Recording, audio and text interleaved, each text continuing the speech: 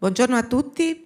Devo dire che oggi è la giornata veramente vocata alla cultura in Consiglio regionale, visto che un paio d'ore fa ho presentato il mio progetto di legge statale sulla detrazione, sulla detraibilità delle spese effettuate per la cultura. Quindi sempre di cultura si tratta. Ringrazio i colleghi che mi hanno chiamata per iniziare la presentazione e quindi do il benvenuto a tutti voi e a chi ci segue collegato in diretta Facebook. Dunque, ringrazio i colleghi Sonia Brescaccin e Marco Dolfin per aver voluto fortemente questo evento e la presentazione di un'opera che è impossibile non definire unica nel nostro panorama musicale. Uno dei linguisti più acuti che abbiamo avuto, Manlio Cortellazzo, nel 92 disse che il prezzo per imparare le lingue non è la cancellazione del dialetto. E questo lo dimostrano i popoli confinanti plurilingui, friulani, sloveni di frontiera, veneti d'Istria, che hanno maggior vantaggio nell'apprendimento delle lingue, come confermano appunto i ricercatori, proprio perché sono sollecitati al confronto con quella propria lingua locale che si tengono ben stretta nell'orgoglio di appartenenza. Molto è stato scritto sull'importanza e sul ruolo del dialetto, tanto lavoro è stato fatto su Chioggia e proprio qualche mese fa Palazzo Ferrofini ha ospitato la presentazione del volume La grammatica chioggiotta, quasi dando vita ad un filone lagunare che oggi si arricchisce di un nuovo tassello musicale. Garbin, l'album in dialetto chioggiotto a cui hanno dato vita Carlo De Bei e Alberto Boscolo Agostini, non è semplicemente un disco in dialetto, ma una fotografia vivida di cosa significhi nascere e vivere a Chioggia, in una realtà che, pur immersa nella laguna veneta, ha una sua identità, non assimilabile a nessun'altra. E questo è un dato, secondo me, fondamentale.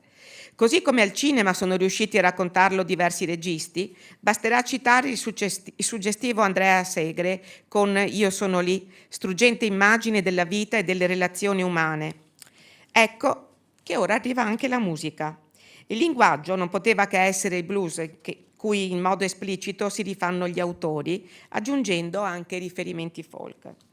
Attraverso un paragone che spero non sia troppo ardito, il blues è dialetto della musica, riuscendo a dire quello che con la lingua classica si vorrebbe esprimere, ma che non si riesce a dire fino in fondo.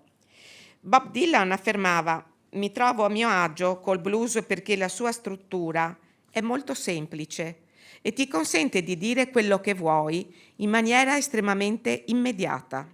Bastano 2 frasi e anche solo la prima frase. È una forma piuttosto affascinante, proprio a causa della sua estrema semplicità. D'altronde, e questo lo aggiungo io, è anche proprio una caratteristica di noi veneti, la semplicità, il dire le cose come stanno, senza tanti giri di parole. Per cui che questo sia stato tradotto in musica, secondo me è un qualche cosa di veramente indimenticabile e vi ringrazio davvero per questo, perché ci mancava questa peculiarità ulteriore, quindi il fatto dell'importanza del dialetto come identità non solo nelle parole ma anche nelle note. Credo che sia un qualche cosa di estremamente importante per la nostra cultura. La prova sono effettivamente queste canzoni, per esempio le prime note di Soraman, che descrivono un mondo così suggestivo da diventare comprensibile anche a chi non padroneggia il chioggiotto o che lo ritiene a torto ostico. I testi di Garbin sono profondi di vite vissute, sognate o immaginate, e la musica è un viaggio. Ascoltando ad occhi chiusi capiterà di ritrovarsi sul delta del Mississippi, trasportati dal lento incedere dell'acqua. Agli esperti e conoscitori di musica i rimandi risulteranno evidenti e oltre a Dylan impossibile non riconoscere Tom Waits, Clash, Joe Strummer. Carlo De Bei e Alberto Boscolo Agostini non hanno scritto solo un album musicale, ma un vero e proprio romanzo che invito tutti a scoprire. Quindi veramente grazie, un grazie di cuore, perché quando si parla di cultura a casa nostra, passatemi il termine, è ancora più bello e ancora più soddisfacente. Grazie. Do ora la parola alla collega Brescaccin, Presidente della Quinta Commissione.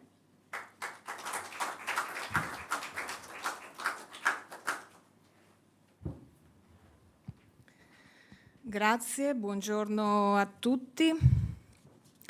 È un piacere avere qui oggi Carlo De Bei assieme ad Alberto Boscolo Agostini in Consiglio regionale nella Casa dei Veneti. Ho avuto il piacere di conoscere De Bei in un concerto in provincia di Treviso, da dove io provengo, e mi ha molto colpito per la sensibilità nel cantare e anche per il suo grande talento di musicista. La sensibilità di un musicista blues è un aspetto fondamentale per comprendere ed eseguire la musica blues in modo autentico, e lui ha tutto questo. Il blues è sicuramente un genere musicale profondamente emotivo ed espressivo, che trae ispirazione dalle esperienze personali, dalla sofferenza, dalla gioia e dalle sfide della vita. Parlare della persona di Carlo De Bei è parlare di un Carlo De Bei che non è soltanto un chitarrista o soltanto un cantante, è un musicista, un artista a tutto tondo. De Bei compone le sue opere e in questo CD che oggi presenta, in questo prodotto bellissimo che oggi presenta, ha saputo usare le chiavi della cultura musicale del Nord America e saperla sposare in modo potente, creando una vera e propria simbiose tra la cultura blues del Nord America e quella di provenienza di Chioggia in particolare, coniugandola con la lingua chioggiotta. Un lavoro imponente che racconta storie di vita quotidiana in cui tutti quanti possiamo riconoscersi, le persone si riconoscono, creando dei testi che di fatto sono senza tempo perché resteranno e restano vivi e attuali anche nel tempo. Gli facciamo i migliori auguri di cuore per un futuro di soddisfazioni, è un augurio che merita certamente. De Bei non è un musicista junior, è un musicista con una carriera professionale importante. Ricordiamo che è un chitarrista, un compositore professionista molto apprezzato nel panorama musicale non soltanto veneto italiano ma anche internazionale, e vanta collaborazioni di rilievo con musicisti prestigiosi come i Mattia Bazar e Mango per tantissimi anni. Merita questo successo e l'attenzione perché ha saputo credere davvero nella cultura, nella musica colta, impegnata, e non è quindi il CD che lui presenta oggi un lavoro improvvisato, è un lavoro in cui ha creduto e quindi questa forza la sentiamo quando ascoltiamo i suoi brani. Tutta la sua esperienza artistica e non solo di questi anni è quindi raccolta nel disco Garbin, un disco in dialetto chioggiotto. Oggi sono anni dove a livello musicale ognuno può pubblicare, grazie alla tecnologia, qualsiasi cosa, ciò che vuole, quando vuole e dove vuole.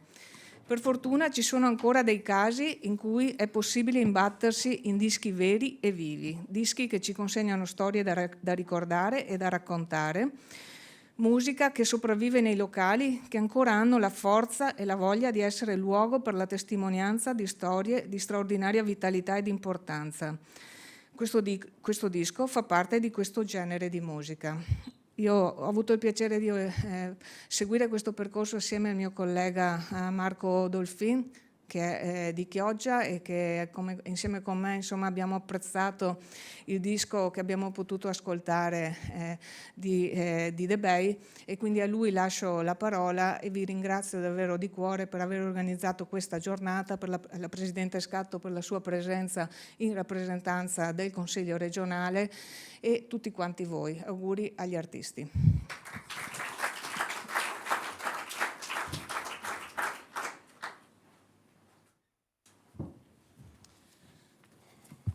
Grazie e buongiorno a tutti di nuovo, benvenuti. Un ringraziamento particolare lo voglio fare all'Ufficio di Presidenza del Consiglio per la disponibilità, la funzionalità, e ovviamente a tutto l'Ufficio Stampa, l'Ufficio Relazioni Esterne per permettere appunto questa conferenza. Come si potrebbe dire, ognuno ha il suo blues. Non ci interessa dargli un nome, tutti abbiamo un blues da donare agli altri. Così rispose Jimi Hendrix alla domanda del giornalista Gay Ruby sulla definizione del termine blues. Ci sono blues e blues, quindi. Perché definirlo? Perché imbrigliarlo? Il blues può scivolare ora lento come musica della nostalgia, ora gioioso, smuovere anime, capace di alimentare sentimenti di determinazione e libertà. C'è un blues da piangere, e uno per sorridere. E poi c'è un blues che profuma di ginestra e uno che brucia. E poi c'è Garbì, un blues che odora di salmastro, che odora di mare e di laguna. Garbì, che è il nome che in laguna si dà al vento di libeccio, vento non ben gradito perché non è favorevole alla pesca. Garbì è la metafora del nostro tempo, il vento non è buono e le risposte che portano raccontano di un'umanità equilibrata, armoniosa o epatica. Chioggia è un luogo isolato dove neanche il Mose alle volte la salva dalle maree, ma con gente estremamente genuina che vive le difficoltà della vita godendo anche di piccole ma importanti cose. È un disco scritto durante il lockdown, cantato in dialetto chioggiotto, la lingua della laguna, che diventa blues raffinatissimo e ruvido allo stesso tempo, con puro accompagnamento di sole chitarre. Carlo De Bei nasce a Chioggia, è un artista apprezzato a livello nazionale, come raccontato dalla collega Briscancì. Comincia a suonare la chitarra da autodidatta con una passione che si rileva fondamentale per il suo futuro. La chitarra come compagna insostituibile della sua vita, la chitarra che si nutra per anni di blues e di rock e quando suona, quando scrive e quando canta restituisce questo sentire. È accompagnato dal grande chitarrista blues Alberto Bosco Lagostini, loro sono cugini, figli di 2 sorelle, ma fratelli di sangue e di esperienze musicali comuni. Alberto ha insegnato a Carlo a suonare da tempo fa e ancora adesso è per lui un maestro. Alberto vanta parecchie collaborazioni a livello nazionale con i più grandi musicisti blues. La sua chitarra anche in questo disco è usata come un potente ma dolce veicolo per esprimere emozioni profonde e intense e riesce sempre a creare degli assoli ben contestualizzati al messaggio che deve far passare con il brano e lo fa senza strafare facendo cose semplici con il suo stile inconfondibile. Un uomo di poche parole ma che sa parlare con le sue chitarre. Garbin è stato definito da alcuni critici un gioiello musicale che ci trasporta emozionandoci dalla vera essenza dell'essere umano, la bellezza e la durezza della vita in racconti. Ma tornando al disco e ai contenuti dei testi, ci troviamo dentro storie di uomini, dei loro dubbi, le loro sofferenze, a volte anche la rabbia per un mondo che sta smarrendo i valori di un tempo, un mondo che si sta perdendo in un bicchiere d'acqua. Ma tra le righe Carlo ci mette anche tanta speranza. Dunque, grazie ancora e inviterei appunto a salire sul palco ai 2 artisti.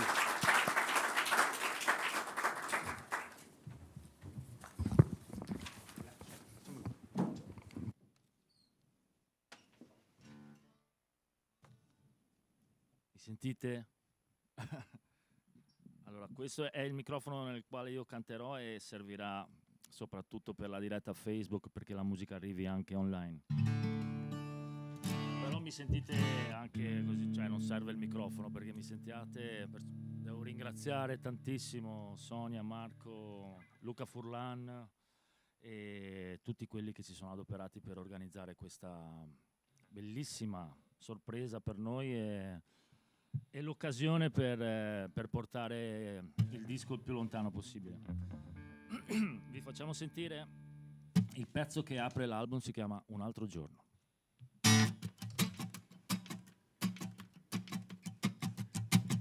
Me serve un altro giorno, me serve fare asio intorno, me servirà anche un'anima più bianca in mezzo a sto delirio. Chi se che se la mente. Non te domando niente, non te domando niente.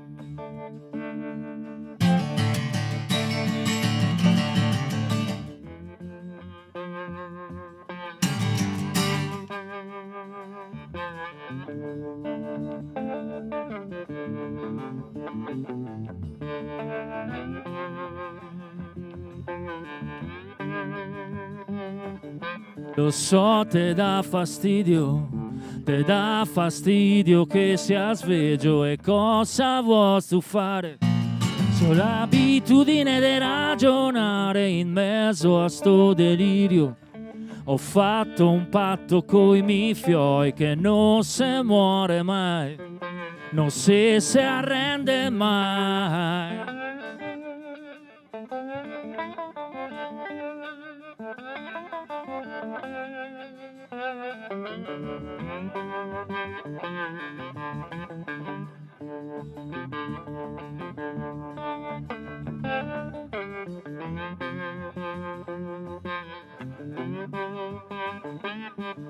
Guardi che bella fine che ha fatto il vostro cuore, un Dio pien de paura, un male che non che se cura, lo so, ve dà fastidio, che nel frattempo su sta attento, lo so che avevi caro, deve darmi in te un sacco nero.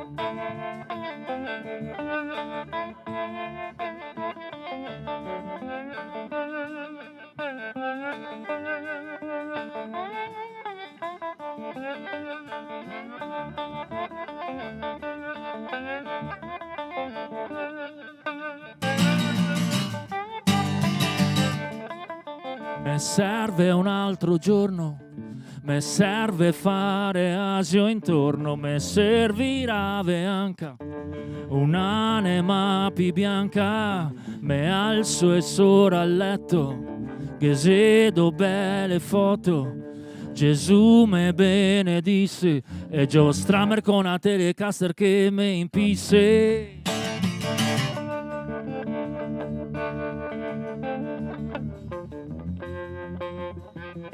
E Joe Stramer con una Telecaster che me impisse.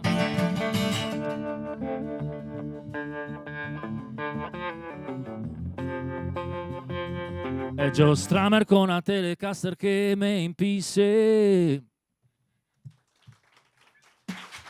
Grazie mille. Grazie. Allora, io siccome non sono abituato, come dire, a intrattenere in questa forma il pubblico, mi sono portato un amico, un grande giornalista, un grande esperto di musica italiana e internazionale, che si chiama Joe Alaimo. Buongiorno a tutti. Ciao Carlo.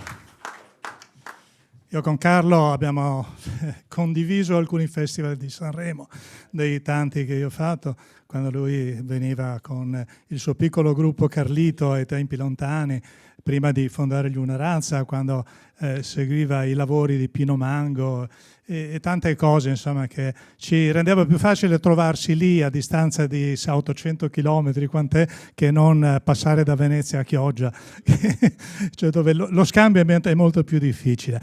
Lui una volta mi ha chiamato e mi ha invitato dicendo: guarda, io ho fatto un disco durante la pandemia, perché non vieni a sentirlo? E io ho guardato il mio calendario e mi sono mosso dalla mia piramide, dove ormai faccio le mie cose negli ultimi anni, dopo 40 anni a raccontare musica al Gazzettino, e ho detto ok, vengo a vedere se ce la faccio. E sono rimasto affascinato dal lavoro che aveva presentato con 2 chitarre, con questo disco che si chiamava Garbin. Ora sono ritornato a casa e gli ho scritto quello che ne pensavo, e siccome la cosa più semplice per cominciare è raccontarvelo, io vi dico che cosa penso di Garbin. Garbin è il vento di Libeccio, come lo chiamano a Chioggia. Umido e caldo, sale da sud-ovest e allontana i pesci complicando la pesca. È un fastidio che nel sud della laguna significa uno stato d'animo che ti maldispone per qualcosa che non va, che rende difficile vivere. Il Garbin è il blues di Chioggia. Carlo De Bene ha fatto un disco che si intitola appunto Garbin.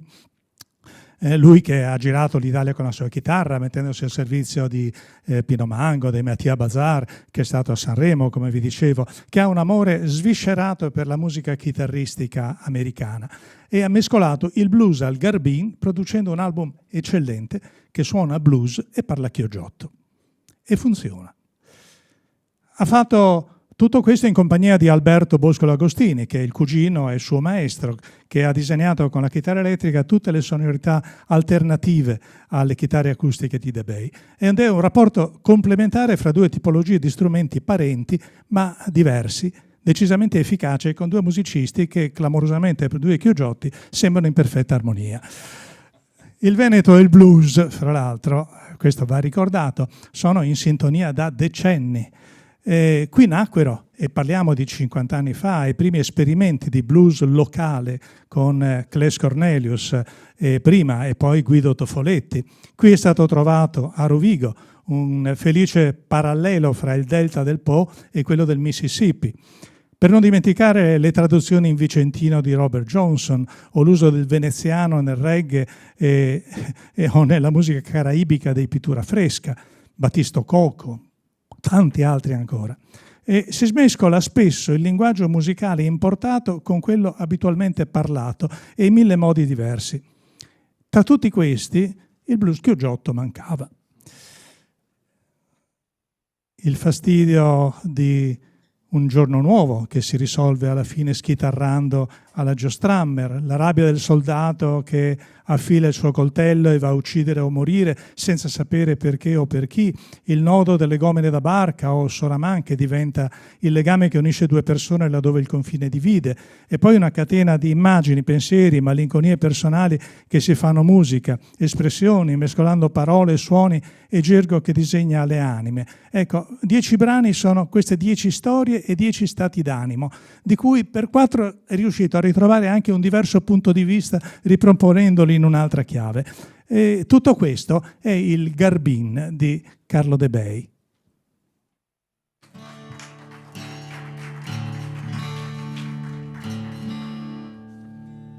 Questo invece si chiama proprio Garbin ed è la prima cosa che mi è venuta in mente quando eravamo chiusi in casa per la pandemia.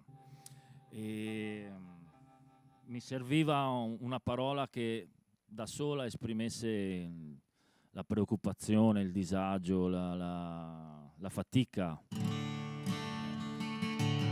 E Garbin è la parola perfetta perché da noi è un vento che produce proprio fastidio, procura addirittura dei disagi fisici. C'è gente che lamenta di avere il mal di testa o altre cose. Per cui Garbin è anche il primo brano che io ho scritto in dialetto, cosa che ha sorpreso me prima di tutti gli altri, perché non avevo mai pensato che la mia lingua nativa potesse incastrarsi così bene con una musica che veniva da tutt'altra parte del mondo. E era la musica che io avevo sempre ascoltato e suonato. Perciò io sono molto contento del risultato, perché ho scoperto che il chioggiotto è una lingua talmente musicale e così potente che non riesco più a scrivere in un altro modo. Questa si chiama Garbin.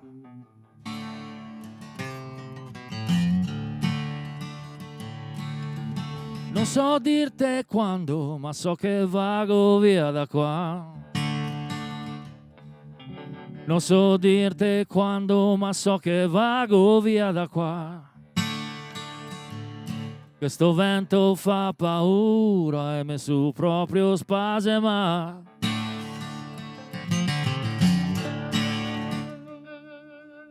Acqua dappertutto, mino che la fago qui. Acqua dappertutto, mino che la fago qui. Voglio avere un fiato sole, la mia testa è un casino.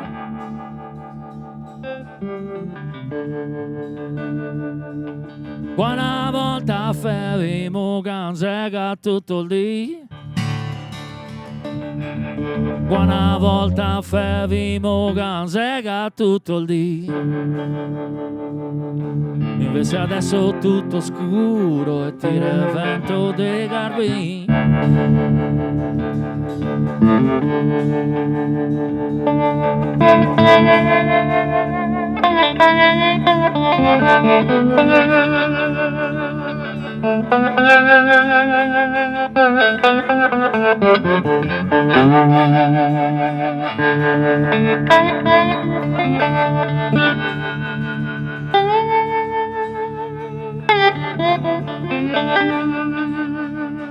Tutte le mattine vago in cerca de dos crei. Tutte le mattine vago in cerca de dos crei. Torno a casa che in scarsella ho due forcine da capire.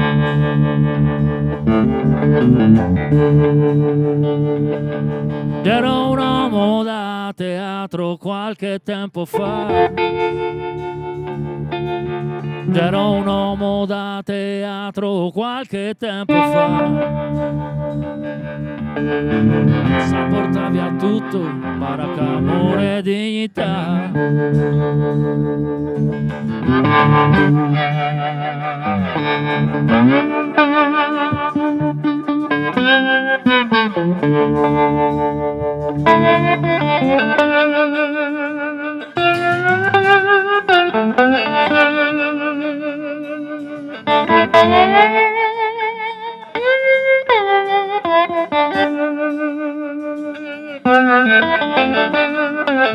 Non so dirti quando, ma so che vado via da qua.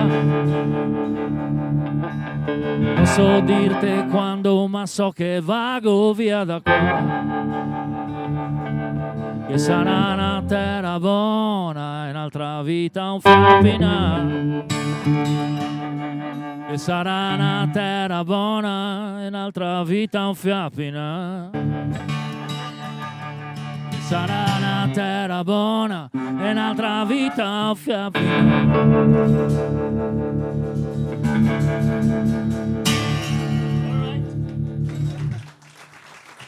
Alberto Bosco Agostini. Eccoci qua, allora chiacchieriamo un po' senza sedersi sul tuo disco perché ha un valore. Senti, il bello del blues è che non è una forma musicale molto semplice, ma come diceva Alexis Corner, il padre dei Rolling Stones, semplice non vuol dire facile. Anzi, forse la cosa più difficile di tutte è riuscire a sintetizzare a tal punto quello che suoni o che dici per dare a poche note un valore tremendo. E questo significa lavorare tanto, ma tanto di sintesi, e vale anche per il linguaggio. Cioè il blues prima di tutto è un linguaggio che va acquisito, che va studiato e va capito, soprattutto capire l'essenza della musica, e questo finalmente in Italia si riesce a farlo, mentre i primi anni tutti dicevano no, non è possibile fare del blues in italiano perché è cosa dei neri americani e basta. Questo lo dicevano anche i Rolling Stones e a tutti quelli che poi lo hanno reimportato in America. Tu pensa che Alexis Corner agli inizi, negli anni 50, gli dicevano che lui stava facendo dello spaghetti blues. E quando lui è venuto in Italia a dire ecco finalmente mi ritrovo a fare davvero dello spaghetti blues, e vedete che funziona benissimo. Sardelle blues, noi facciamo sardelle blues. Ecco, ma il linguaggio musicale è un conto e il linguaggio invece parlato è quasi la stessa cosa in realtà, perché si tratta di adattare il linguaggio alla musicalità, e la lingua parlata, e il chioggiotto è esattamente questo, ha delle capacità di adattamento al suono Straordinarie, sì, sì. E come stavo dicendo prima, è un'autentica scoperta per me, perché la mia esperienza, insomma, di musicista e di professionista nell'ambito musicale mi ha portato ad avere anche una forma mentale che riguardava la musica italiana, e avendo a che fare con artisti insomma di un certo livello ho sempre approfondito anche come loro approcciavano l'incastro fra le parole e la musica, ma l'italiano ti impedisce di essere ruvido, quindi dal punto di vista melodico è un'operazione che tende ad essere, come dire, larga, ad avere un'ampiezza diversa da quello a cui noi siamo abituati come ascoltatori, perché inevitabilmente siamo tutti cresciuti, chi con i Beatles, chi con gli Stones. Insomma, gli appassionati di rock e di blues hanno in testa anche una vocalità diversa, no? E il chioggiotto è sorprendente da questo punto di vista perché mi ha consentito di non rinunciare a niente di quello che mi appartiene. Ed è la prima volta in cui scrivo in una, chiamiamola così, una lingua che comunque ha radici qua in Italia, e non devo fare dei sacrifici, perché mi è capitato molto spesso di scrivere in italiano e ho sempre capito che stavo facendo qualche sacrificio per mettere in ordine le cose. Con Garbin sono andato liscio come l'olio e sono proprio contento, cioè, vi ripeto, non riesco più a pensare diversamente adesso.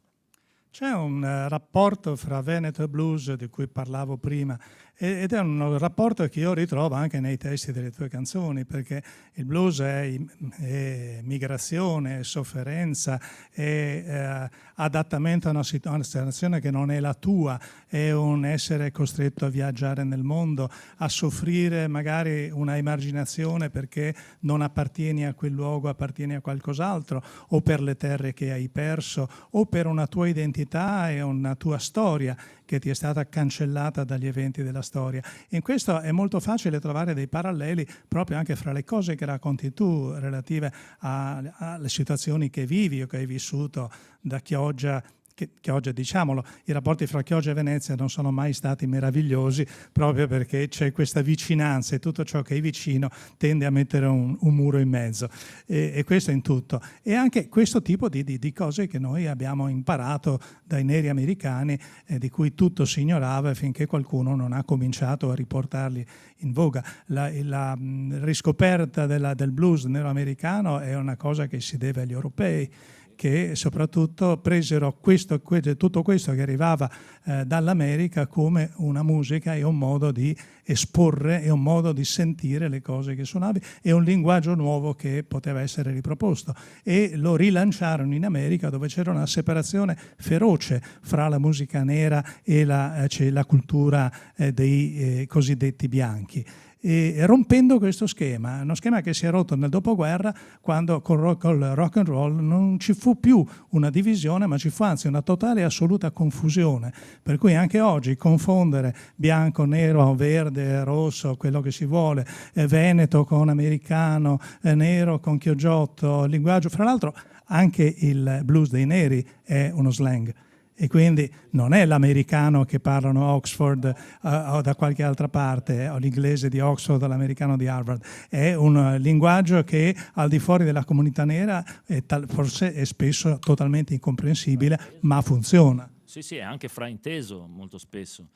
E devi pensare che la comunità afroamericana è stata anche in qualche modo costretta a costruire un linguaggio proprio, anche per veicolare determinati messaggi che erano ovviamente di protesta nei confronti di un sistema, oppure a sfondo erotico sessuale che non era consentito, come dire, celebrare in quel momento, e quindi si sono proprio inventati anche degli idiomi diversi, un vocabolario diverso.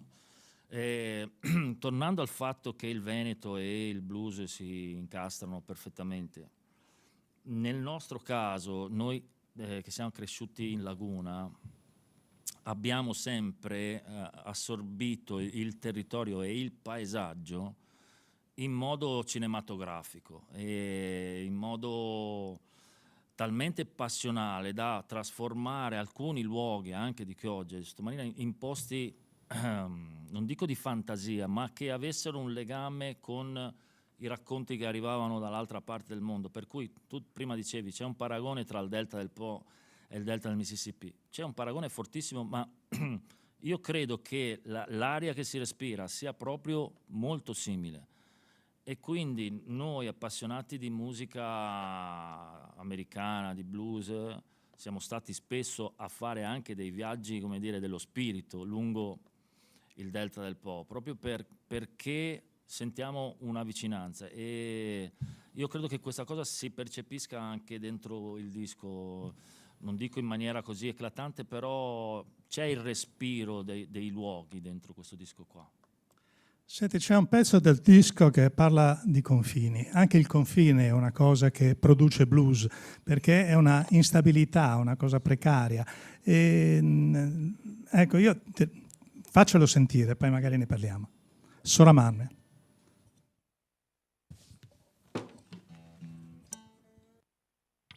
Immagino che ci sia gente qui che sapeva già cos'è un Soraman e gente che lo ha imparato venendo a lavorare qua, giusto?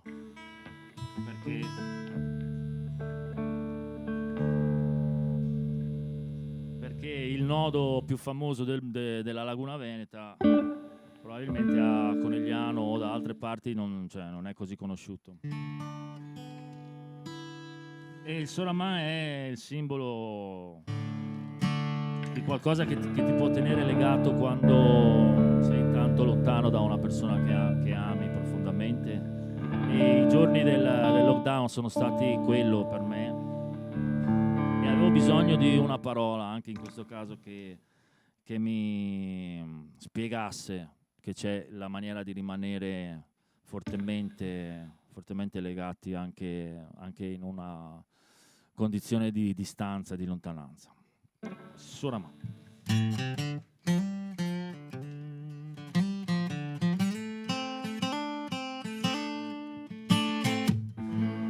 Vedemos al confine, vedemos se domani, che non sia ancora il tempo di stringersi le mani. Podemos solo fare finta che sia tutto uguale, sentirsi addosso ai baci e le carezze che se devi momenti. Vedemos al confine, vedemos alla fine del fiume e lasciami guidare, ma guidami anche a te. Aiutami a sparare ancora le solite monate, per farsi 4 ridi e non pensare a quello che non ghese più.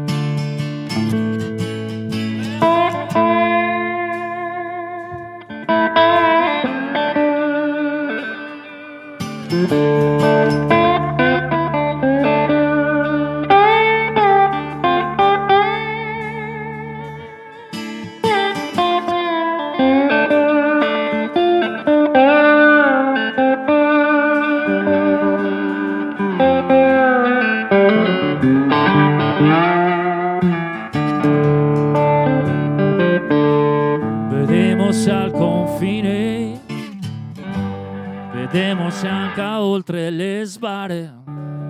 Sei oggi non che vede, perse l'anima a fare corde e groppi, saldi per stare ben ligati. A casa basta e poco, per mie tise è sufficiente un Soraman.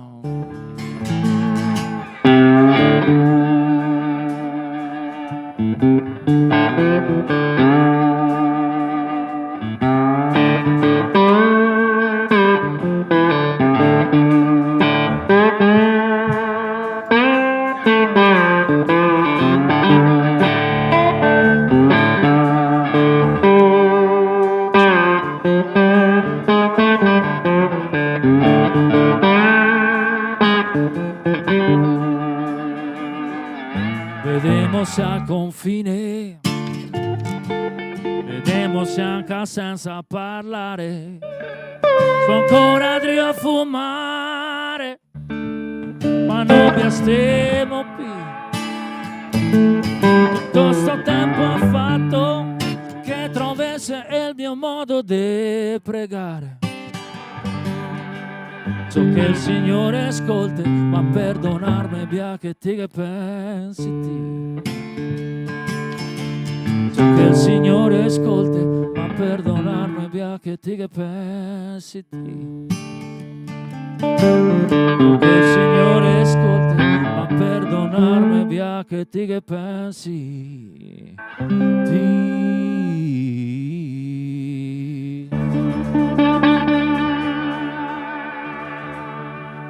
Grazie mille.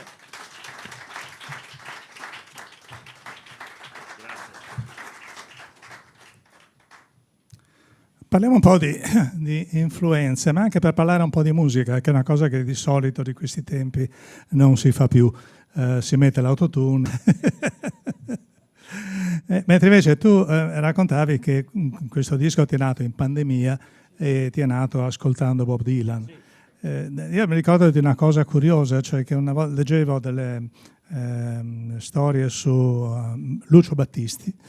E Lucio Battisti era un musicista, non un paroliere, assolutamente, ed era un curiosissimo di musica americana, e lui leggevo che era entusiasta e stava studiando Bob Dylan. Si parla degli anni 60, quando qui Dylan era quasi totalmente sconosciuto al grande pubblico, ma non perché gli piacessero i testi, ma perché adorava le sue armonie e il modo di creare melodie e giri armonici. Cioè, studiare Dylan da musicista è una cosa assolutamente curiosa per l'uomo che ha di fatto inventato la letteratura in canzone moderna. E lo stesso per le influenze che tu citi, c'è da Bob Dylan, c'è del folk, c'è del blues, c'è questa citazione dei Clash di Joe Strummer, che è una delle fasi, diciamo, dotte del punk più duro, e di questo miscuglio di musiche che poi crea alla fine un linguaggio quando l'hai assorbito. E ecco, se ci racconti un po' anche questa parte della...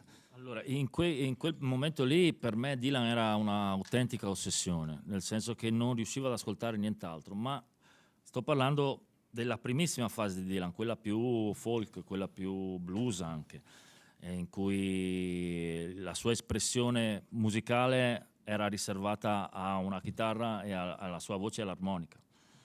Ma quello che mi affascinava di più e che continua ad affascinarmi e che rimane un mistero secondo me è come un ragazzo di 20 anni, che in quel momento era lui, arrivato a New York da pochi mesi, fosse di una profondità e di una qualità artistica così potente. E è leggendaria sta cosa, tanto quanto la famosa storia di Robert Johnson che va al crocicchio e incontra il diavolo. Incontra il diavolo e diventa il più grande chitarrista del mondo nel giro di una notte. E così Dylan è evidentemente talmente imbevuto dentro quel tipo di cultura, musica degli Appalachi, il blues del Mississippi. A 20 anni era già una specie di enciclopedia, e io ascoltando quella musica lì ho avuto tantissimo da fare poi con le canzoni di Garbin, perché c'è tanta di quella roba qua dentro e lo riconosco, e nemmeno insomma mi nascondo dietro a un dito per pensare che sia tutto così originale. Quando affronti un genere musicale come questo, l'originalità deve essere l'ultimo dei tuoi obiettivi, ma i contenuti e la passionalità e il fuoco sono le cose più importanti.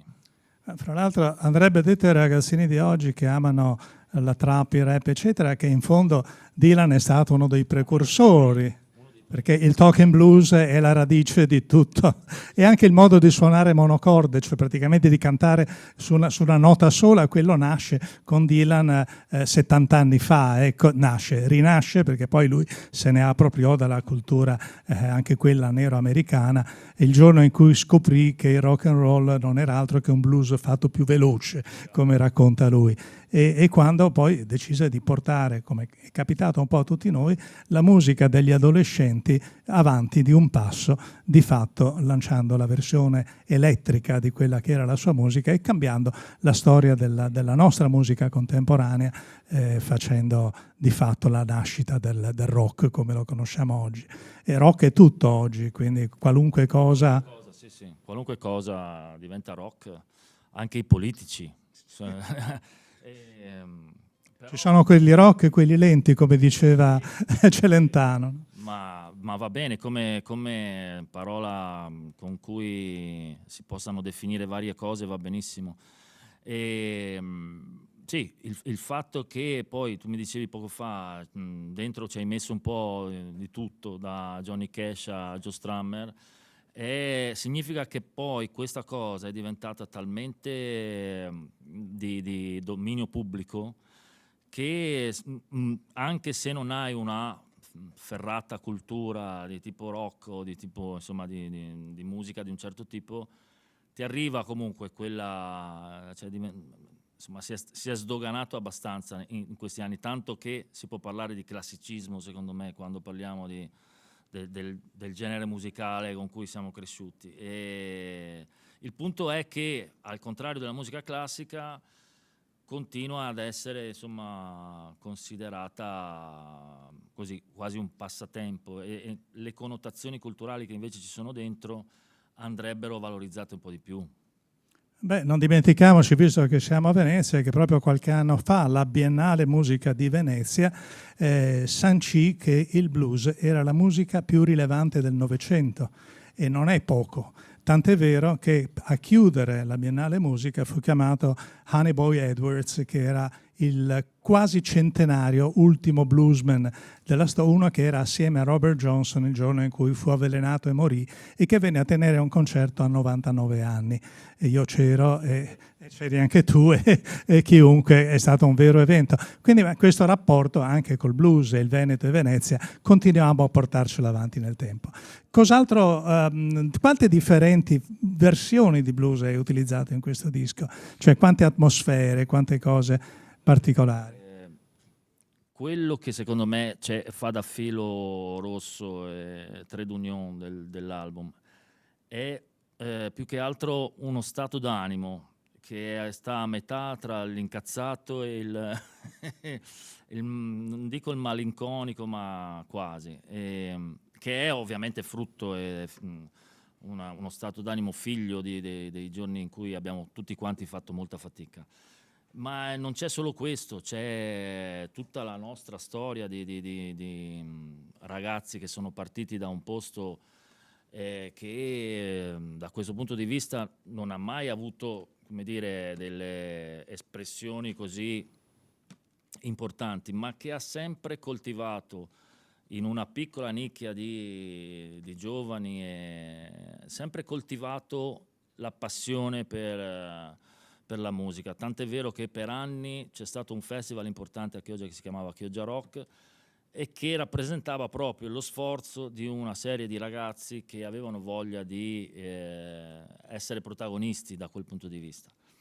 Perciò dentro l'album, secondo me, c'è anche tanta della nostra adolescenza, della nostra giovinezza, e è per quello che ogni tanto le canzoni parlano di un passato, ma è un passato che per noi rappresenta ancora adesso la quotidianità, cioè il fatto di rimanere aggrappati a un sogno, di rimanere aggrappati a un suono, a dei contenuti che siano in grado di smuoverci l'anima. Insomma, siamo dei radicali del rock, io e Alberto. Senti, la luna che cadeva o la luna che cascava, a seconda di come la dici, è proprio lo spirito di questa malinconia del blues, delle cose che ti crollano addosso, ma alla fine in qualche modo uno si affida a una chitarra e resta in piedi.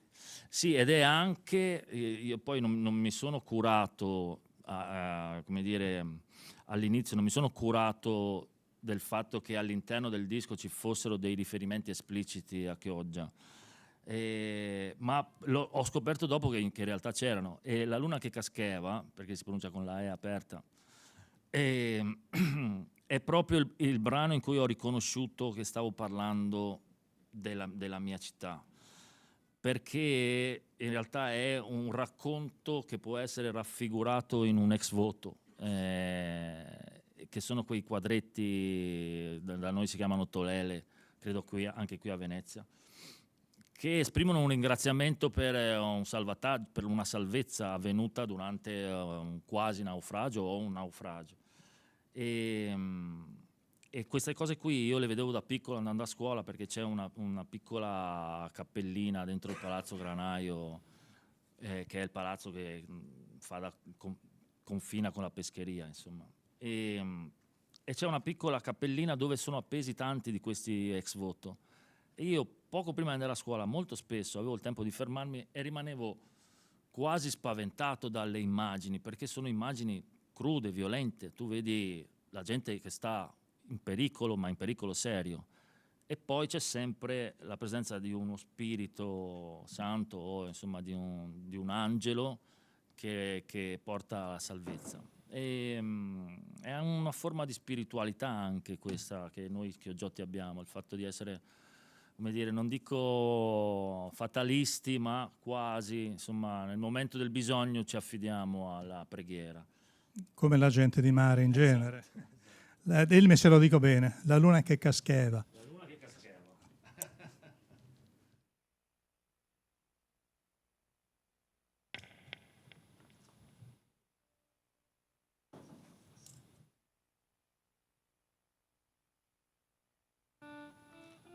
Ecco dai, ci siamo quasi.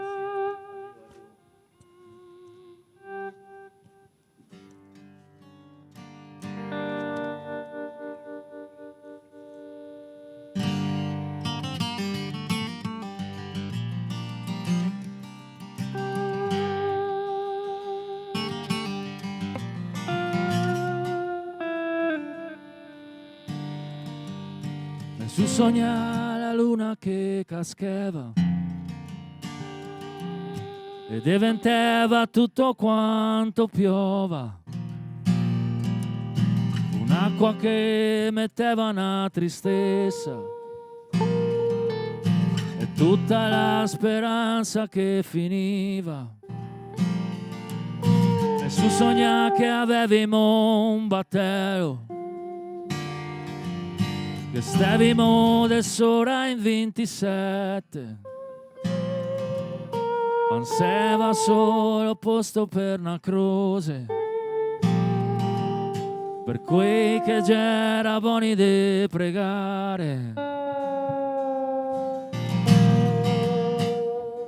Signore, salvane, che avemo ancora amore, pensa a ste creature che cresce in te lo ame. Signore, salvane, che avemo dare mare, che non c'è tanto morire, ma già rendersi che fa più male.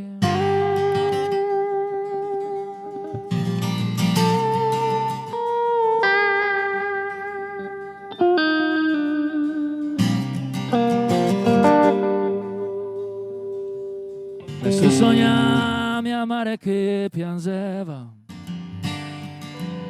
in mezzo a una tempesta di scirocco, e mi diceva che Dio il cuore,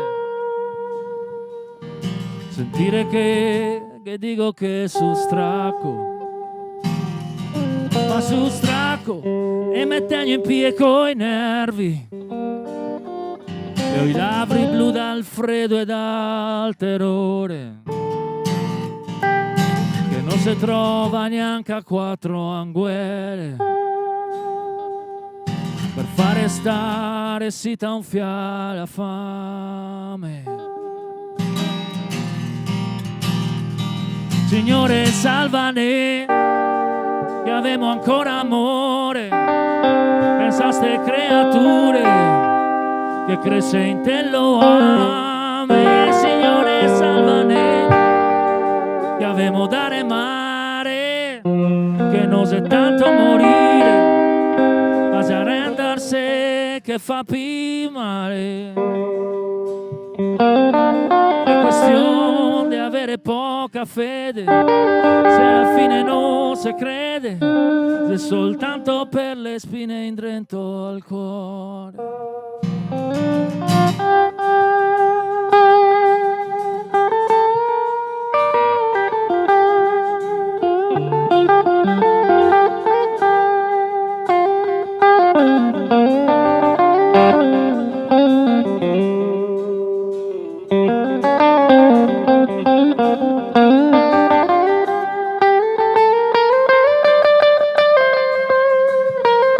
Signore, salvane, che avemo dare mare, che non c'è tanto morire, ma già rendersi che fa più male, già rendersi che fa più male. quasi arrendersi, che fa più male.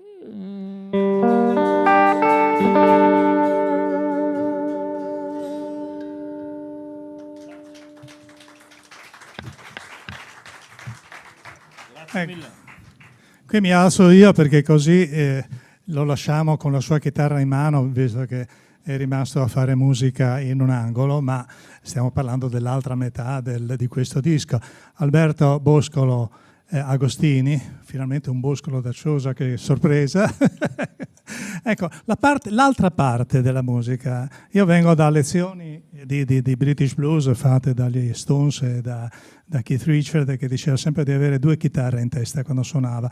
Una era quella che aveva in mano e l'altra quella che aveva in testa, e li alternava. Cioè il segreto del buon vecchio blues è quello che prima di suonare ascolta e poi quando ha ascoltato cerca di creare spazio per quello che l'altro deve dire. E credo che questo sia l'equilibrio perfetto che capita in questa situazione di musica, dove tu diciamo la verità, gli hai insegnato i rudimenti della chitarra e lui ha imparato molto bene, e insieme fate un connubio perfetto di musica. Diciamo che è un percorso che abbiamo fatto insieme, ecco, più che io gli ho insegnato. Io e Carlo diciamo sempre una cosa, che nel tempo in cui noi abbracciamo la chitarra è sicuramente inferiore a quello in cui suoniamo senza la chitarra addosso, e questo credo sia la cosa che un po' ha fatto la differenza per noi. Abbiamo suonato per 50 anni continuamente, 25 di giorno e 25 di notte. E su questo disco? Insomma, ha detto una roba bellissima, Dico, su questo disco come avete scelto le integrazioni dei suoni, perché qui non sei suonare insieme, anche creare dei suoni che riescano a sostenere l'emozione che viene da quello che uno vuole raccontare. Io non so rispondere a questa domanda, perché quando io suono con lui succedono delle cose che io non riesco a definire con le parole. Succedono perché sono 40 anni che suoniamo insieme, di più, per cui succedono. E si lascia che accadano. E credo che questa sia la risposta vera a tutto quello. Io volevo ringraziarvi perché siamo stati qui con Carlo De Bei a presentare un disco molto importante e molto ben suonato e raccontato, che è Garbin, una eccellenza della musica dei nostri tempi e di questo periodo, da parte di 2 eccellenti musicisti che chi li conosce da tanto tempo e sa quello che succede. Io volevo lasciarvi con una frase che è forse quella che tu hai voluto trarre e mettere in evidenza in questo disco, che dice, anzi non lo dico perché se io sbaglio il giosotto sono dolori, dilla tu. Non so dirti quando, ma so che vago via da qua, che sarà una terra buona e un'altra vita un fiapo in là. Che è comunque guardare una speranza e guardare oltre ogni confine. Di confini ne costruiamo tanti, buttiamone giù ogni tanto, e la musica è il modo migliore per farlo. Carlo De Bei, Alberto Boscolo Agostini, questa era Garbin, e grazie alla Regione Veneto, perché fare queste cose qui è molto importante. Grazie. Allora ragazzi, noi vi salutiamo con un brano che mi è stato espressamente richiesto dall'amico Luca Furlan, che si è veramente adoperato tanto per organizzare questa presentazione. E volevo ricordarvi che voi potete trovare Garbin sia in forma fisica scrivendo a Experience Music Label, che è l'etichetta di Stefano Ferracin che ha prodotto questo disco. Quindi ve lo ripeto, Experience Music Label, nel sito dell'etichetta si può acquistare il CD fisico. Altrimenti lo trovate dovunque, da Spotify a Apple Music, quindi potete ascoltarlo anche quando usciamo da qui direttamente sul vostro telefono. E grazie ancora a Sonia e Marco, ragazzi, grazie di cuore. No. No.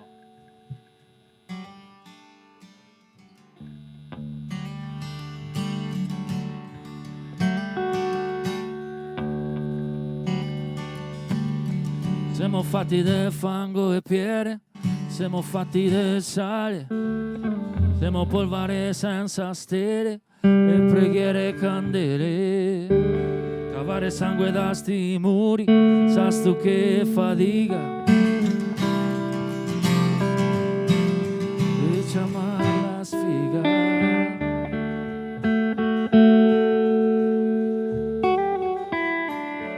Hai perso per sempre il tempo, te stirai a pensare. Hai un burcio pianta in canale, pien de malta e cemento. Cavare sangue da ste vene finché non si muore. Dell'unica maniera che ho anche de cantare.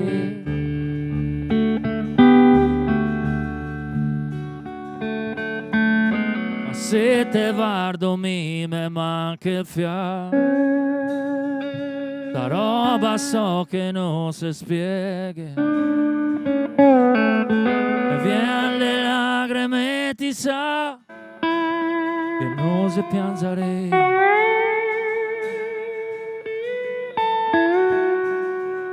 Ma ho soltanto la necessità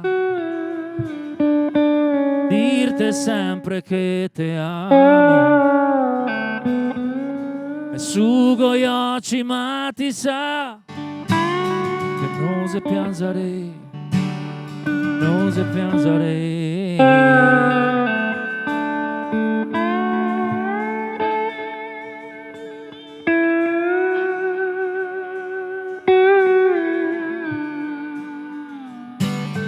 Siamo fatti che non sapemo come farsi del male. Abbiamo lingue che si cortei e manette fatte de skate.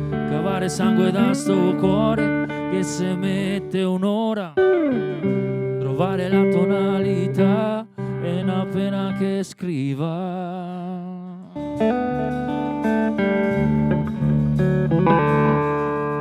Ma se te guardo mi me manca il fiato, la roba so che non si spieghi, e vien le lacrime e ti sa che non si piangere.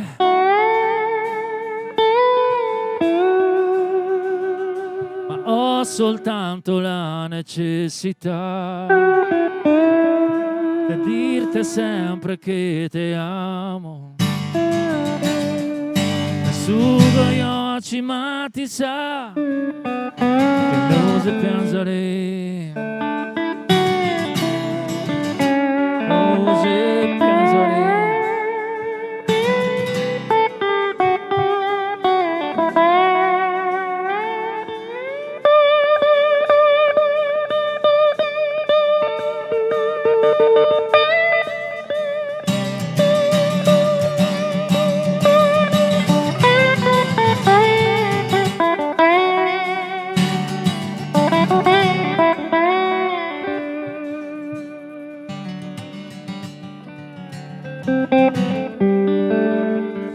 Se te guardo mi me manca il fiato, la roba so che non si spiega, e vien le lacrime e ti sa che non si piangere.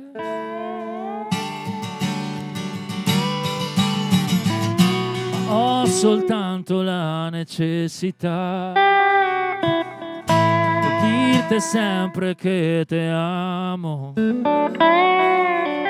Sugo gli occhi ma ti sa che non si piangere, non si piangere, non si piangere, non si piangere.